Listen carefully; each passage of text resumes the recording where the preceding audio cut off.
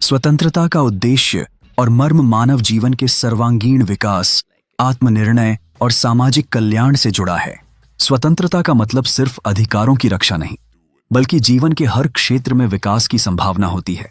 यूनानी दार्शनिक जैसे सुकरात, प्लेटो और अरस्तु इसे सशक्त आत्मनिर्णय के माध्यम से समझते हैं। इनके अनुसार सच्ची स्वतंत्रता उस समय प्राप्त होती है जब व्यक्ति विवेक और नैतिकता के आधार पर अपने कार्यों का चयन करते हैं। यह विवेक केवल सोचने की स्वतंत्रता नहीं, बल्कि उन विचारों में गहराई लाने का प्रयास है जो समाज के कल्याण के लिए आवश्यक हैं। यूनानी दर्शन में स्वतंत्रता का तात्पर्य अत्यंत व्यापक और गहरा है। इसका मुख्य अर्थ केवल राजनीतिक या सामाजिक स्वतंत्रता नहीं, बल्कि बौद्धिक, नैतिक और आत्मिक स्वतंत्रता भी है। बुद्धि और तर्क की स्वतंत्रता का एक महत्वपूर्ण पहलू है। यह आवश्यक है कि व्यक्ति विचार करें, प्रश्न करें और अपनी राय का निर्माण करें।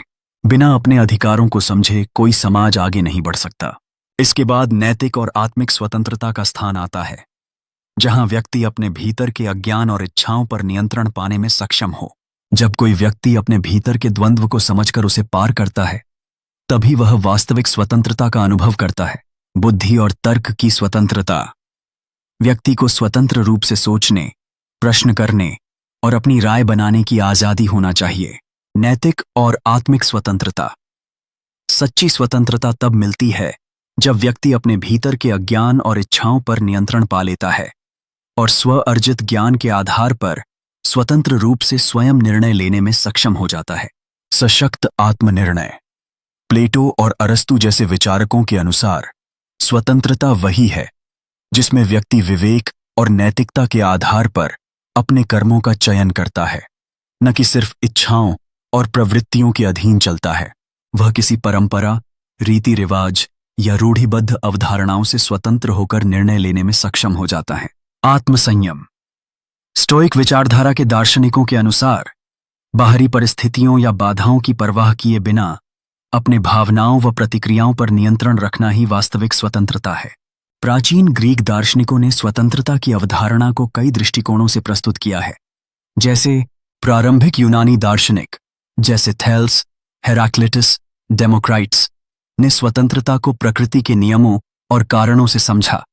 मनुष्य की सोच और तर्क शक्ति को स्वतंत्रता का आधार माना। सोफिस्ट विचारकों जैसे प्रोटागोरस, प्राचीन यूनान के प्रसिद्ध सोफिस्ट, तर्कशास्त्री और बुद्धिवादी दार्शनिक प्रोटागोरस ने नैतिक और बौद्धिक स्वतंत्रता पर जोर दिया। उनके लिए प्रत्येक व्यक्ति के लिए सत्य और शुभ की अपनी समझ थी। उनके अनुसार मनुष्य सभी वस्तुओं का मापदंड है। Man is the measure of all things. इसका अर्थ है कि सत्य और नैतिकता वस्तुनिष्ठ नहीं, बल्कि व्यक्ति और समाज सापेक्ष, रिलेटिव होते हैं। यानी हर चीज का मूल्यांकन और सत्य की पहचान व्यक्ति विशेष के अनुभवों, सोच और संस्कार पर निर्भर करती है। प्रत्येक व्यक्ति के लिए सच अलग हो सकता है। अतः ज्ञान और नैतिकता के विषय में कोई पूर्ण सत्य नहीं है, बल्कि हर संवाद या बहस व्यक्ति के व्यक्तिगत संदर्भ पर निर्भर करता है। सुकरात के लिए स्वतंत्रता का तात्पर्य था ज्ञान के साथ नैतिक जीवन जीना, क्योंकि सही ज्ञान होने पर मनुष्य स्वतः ही शुभ कर्म करेगा और अज्ञान सबसे बड़ी पराधीनता है। उनके अनुसार सच्ची स्वतंत्रता ज्ञान से आती है।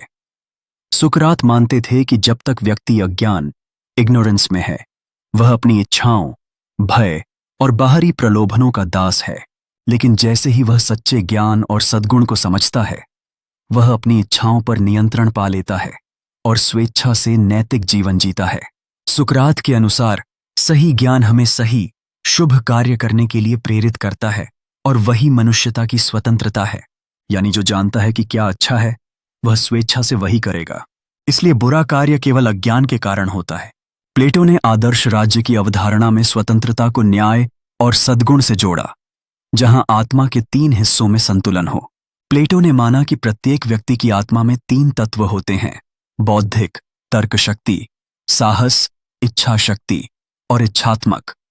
में सच्ची स्वतंत्रता तब मिलती है जब तर्कमय तत्व तीनों को नियंत्रित करता है। अरस्तु ने स्वतंत्रता को तर्क शक्ति के अनुशासन और आत्मनियंत्रण से जोड़ा। वह मानते थे कि सच्ची स्वतंत्रता तर्कपूर्ण और नैतिक कर्तव्यों के निर्वाह में है। बाहरी आजादी के बिना भी अगर आत्मा अनुशासित और न्यायपूर्ण है, तो व्यक्ति स्वतंत्र है। इसी प्रकार बाहरी आजादी के बावजूद अगर व्यक्ति की आत्मा अधूरी या अधीन है तो वह वास्तविक स्वतंत्र नहीं है। स्टोइक दर्शन जैसे जीनो में स्वतंत्रता का अर्थ है आवेगों पर विजय और विवेक के अनुरूप जीवन, जहां बाहरी परिस्थितियां मनुष्य की स्वतंत्रता को प्रभावित नहीं कर सकती। असली स्वतंत्रता बाहरी परिस्थितियों से बंधने के बिना अपने भावनाओं का नियंत्रण करने में निहित है। सारांशतः यूनानी दर्शन में स्वतंत्रता का तात्पर्य बाहरी बंधनों से मुक्ति के साथ साथ स्वतंत्र चिंतन, तर्क, नैतिकता और आत्मसंयम से है। यह केवल बाहरी शासन से आजादी नहीं बल्कि आत्मा और बुद्धि की भी स्वतंत्रता है। यूनानी दर्शन में स्वतंत्रता का अर्थ केवल राजनीतिक या सामाजिक बंधनों से मुक्ति नहीं है, बल्कि यह एक गहरे बौद्धिक और नैतिक आयाम से जुड़ा हुआ है। ये सभी दृष्टिकोण स्वतंत्रता के गहरे आयाम को दर्शाते हैं, जो न केवल बाहरी बंधनों से मुक्ति बल्कि ज्ञान, नैतिकता और आत्मनियंत्रण से भी जुड़ा है।